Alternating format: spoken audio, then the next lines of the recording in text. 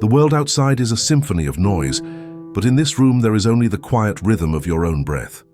Most would name this loneliness, but you recognize it as something else entirely. A deep personal peace. Have you ever been labeled too quiet because you genuinely prefer your own company? I have. And for years I carried the quiet worry that my comfort in silence meant I was somehow incomplete. But what if the opposite is true? Silence is not a void to be filled, but a space to be felt. Psychology reveals that those who seek solitude aren't hiding from life. They are listening to it on a different frequency. When we consciously choose to be alone, our brain undergoes a profound shift. We move from outward reaction to inward reflection. This is the mental territory, where we untangle our feelings, sort through our memories, and remember who we are beneath the social performance. Neuroscientists identify this as the default mode network, a system that becomes most active not when we're busy, but when we're at rest. This isn't idleness, it's integration. What happens when we stop treating solitude as a punishment and start embracing it as a practice? The renowned psychologist Mihaly Csikszentmihalyi, who dedicated his life to studying optimal states of mind, suggested that being comfortably alone is a prerequisite for the highest forms of creative thought. Solitude, then, is not a retreat from depth, but a dive into it. It's the quiet laboratory where ideas coalesce, where healing takes root, and where we learn to simply be. So the next time someone mistakes your quiet nature for distance, you can understand something they might not. Stillness isn't emptiness. It's a form of perception, and those who are fluent in its language aren't disconnected from reality. They are attuned to its subtlest layers. We often misinterpret a person's comfort in being alone as a form of loneliness, as if choosing quiet means rejecting relationship. But genuine solitude is not about absence. It's about a heightened presence with oneself. Psychologists define this as voluntary solitude, time spent alone by conscious choice, not forced isolation. A significant study published in the Journal of Positive Psychology found that individuals who intentionally seek out solitary moments report greater emotional resilience, inventive thinking, and a stronger sense of self. They aren't running from others. They are replenishing their inner resources through contemplation. The crucial difference lies in the intention behind the silence. Loneliness whispers, "I have no one." Solitude answers, "I have myself." In the quiet, we meet the person we've always been, people who cherish. Their alone time often possess a well-developed capacity for self-regulation, the ability to navigate their emotional landscape without constantly seeking outside approval. Research from the University of Rochester's Neuroscience Department shows that solitude engages the parasympathetic nervous system, dialing down stress hormones and inviting a state of calm. The human body in stillness relearns the feeling of safety. This ease with quiet also points to a refined meta-awareness, the skill of observing one's own thoughts without being swept away by them. A study from the University of Essex concluded that solitude enhances reflective thinking and emotional precision, helping individuals decipher their true feelings and live in closer alignment with their core values. In this way, solitude becomes an act of personal synthesis. It is not a withdrawal from existence, but a homecoming to the self. As the writer and clinician Esther Perel has reflected, without the capacity for solitude, we struggle to form a stable identity. For those who love being alone, the quiet becomes a reflective surface where thoughts, feelings, and experiences can finally settle into a coherent narrative. It is not a barrier between them and the world. It is the preparatory ground where they gather the authenticity to engage with it more fully. Therefore, the psychology of people who prefer solitude isn't a story of detachment. It's a narrative of equilibrium, emotional sovereignty, and inner vision. They don't escape life. They pause to comprehend it. And in that intentional pause, they discover something many are too distracted to notice, a tranquility that requires no witnesses. There was a season in my life when I questioned why silence felt more like a sanctuary than a crowded room. Why hours spent in my own company left me feeling not empty, but centered. I briefly wondered if a part of me was malfunctioning, but I've since learned that this draw toward solitude didn't emerge from a vacuum. It has deep psychological underpinnings. Many of us who find richness in being alone didn't arrive at this preference because we dislike humanity. We arrived here because our nervous systems learned, often early on, that serenity resides in undisturbed spaces. Some of us come from environments where emotional climates were volatile, where affection felt uncertain, or where tension was a constant presence. In such conditions, quiet becomes a haven. Psychologists term this self-regulation, the body's innate method of finding equilibrium after sensory or emotional overload. When the external world becomes too intense, solitude is the nervous system's gentle request for space to recalibrate. And science corroborates this. Research in Frontiers in Psychology indicates that time alone helps moderate the amygdala, the brain's alarm center for fear and anxiety. Solitude allows this system to cool down, reducing our knee-jerk emotional reactions and sharpening our mental focus. This explains why my thinking becomes sharper when I'm by myself, why minor irritations lose their power once the external chatter fades. But solitude's gift isn't merely protective, it's also restorative. When I grant myself time alone, I witness how my mental clutter gradually settles, like snow finding its place on the ground. In that calm, I can hear my own inner voice again. Psychologists call this interoceptive awareness, the sensitivity to perceive our internal state. It's what allows me to recognize I am weary, or I am at peace, or I need a boundary.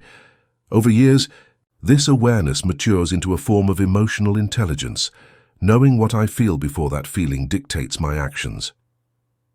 Dr. Perel's observation that we need solitude to construct a self initially puzzled me, but now it resonates deeply. When we are perpetually immersed in noise, opinions, and demands, it is remarkably easy to lose connection with what is authentically ours. Solitude acts as a clarifying lens, showing us who we are without the distortion of external expectations. That is precisely why, for many of us, being alone is not a passive state. It is an active decision. We choose solitude, the way others might choose a stimulating conversation, not because we fear connection, but because we honor it. Solitude provides the necessary ground from which we can return to the social world, more rooted, more genuine, more complete. It is not an escape. It is a renewal. A study from the University at Buffalo discovered that people at ease with being alone typically demonstrate elevated levels of emotional steadiness, self-direction, and original thought. They don't need a continuous stream of interaction to feel whole. Instead, they cultivate an inner fortitude that sustains them. This understanding reveals a vital truth. Solitude is not an evasion of life. It is an expression of self-trust. And perhaps that is the most common misunderstanding. Electing to be alone does not signal that we've shut others out. It signals that we've learned a profound lesson, that peace isn't always found in the presence of others. Sometimes it is found in the pause between interactions. Solitude is not the lack of love or belonging. It is the fertile ground from which both can grow quietly, from the inside out. The more we practice being alone, the more evident it becomes that solitude does not isolate us. It connects us more intimately to our own essence. Individuals who enjoy their own company are not avoiding reality. They are learning to interpret it from a place of inner knowing. In psychological terms, this is high self-regulation, the capability to find serenity and clarity without leaning on constant external validation.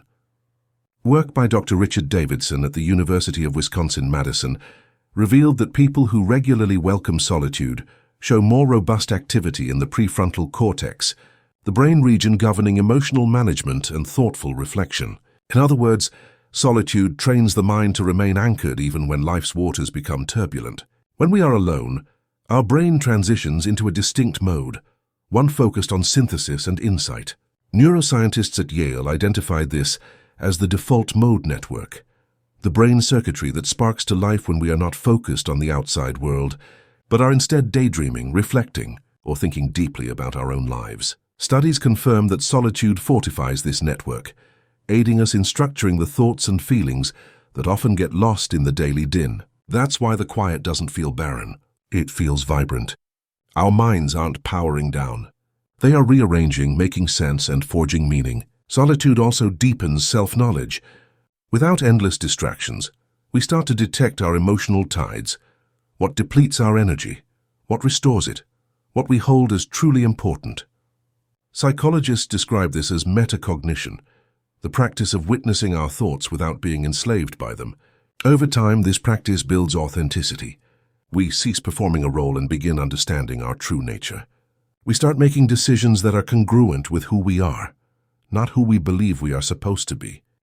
Not who we believe we are supposed to be. The University at Buffalo research also indicated that those comfortable in solitude are more likely to make independent choices and establish firmer personal limits. They are not aloof. They are emotionally self-reliant. This independence springs from what psychologists call an internal locus of control, the conviction that well-being originates from within, not from the validation of others. And intriguingly, solitude can enhance our empathy, not diminish it. A study in the Personality and Social Psychology Bulletin showed that individuals who consistently engage in reflective solitude demonstrate greater empathic accuracy. They comprehend the emotions of others more clearly because they have first learned to comprehend their own. When we sit patiently with our own heart, we learn to recognize that same complex humanity in everyone we meet. So perhaps those who like to be alone are not fleeing from connection at all. They are preparing for it, fortifying themselves so they can meet others with compassion instead of depletion. In the final analysis, solitude does not silence our voice, it refines it. It teaches us that peace isn't always a product of external presence. Sometimes it is the product of an internal pause. Those who cherish solitude are not detached from life. They are profoundly tuned into it, because in stillness, we do not escape the world. We come to understand it on a fundamental level. When we are alone, a gentle transformation occurs. The cacophony recedes, our pulse steadies, and a sense of balance quietly returns. For a long time, I believed this peace was purely a feeling, but science demonstrates it is also biological. When we step back from the relentless stimulation of modern life, the brain and body enter a restorative mode, designed to repair, reflect, and regain clarity. Neuroscientists call this the default mode network, the system that activates during periods of rest and introspection. Instead of going offline, the brain turns its gaze inward, weaving together emotions, memories, and concepts that help us understand our own story. A Yale University study found that solitude strengthens this neural network, boosting emotional intelligence and creative capacity. That's why moments of silence so often yield sudden understanding. The brain isn't idling. It is organizing itself. Our physiology responds in kind. Research from the University of Rochester demonstrates that solitude triggers the parasympathetic nervous system, the body's built-in restoration mechanism. Heart rate decreases, stress hormones fall, and the body receives the signal, "You are safe now." It is a biological reset, the same deep calm our systems experience during meditation or profound sleep. Solitude, in this sense, is regulation. Dr. Davidson's work further discovered that solitude reinforces the prefrontal cortex, the brain's area for emotional governance and wise decision-making.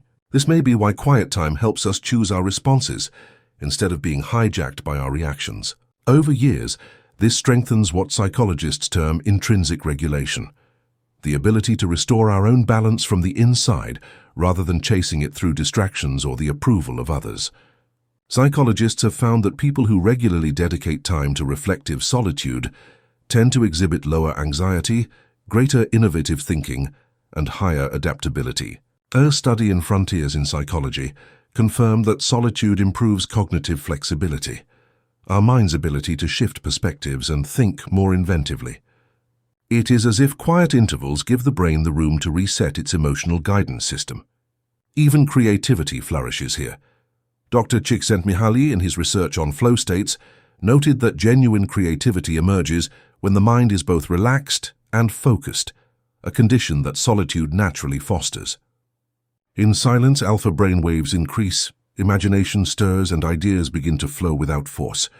So maybe people like us, those who find comfort in the quiet, aren't withdrawing from the world at all. We are recalibrating, allowing the brain and body to return to their essential rhythm. Solitude isn't avoidance, it is alignment. It is how the mind makes sense of itself, the heart mends its wounds, and the spirit comes back to its center. What is the one subtle difference between solitude that heals and silence that harms? Sometimes solitude begins as a necessary refuge, a way to find breath when the world feels overwhelming, loud, or demanding. But for those who genuinely find strength in being alone, a deeper evolution takes place over time. The silence that once felt like a protective shell begins to feel like a source of renewal. It's not about turning away from the world.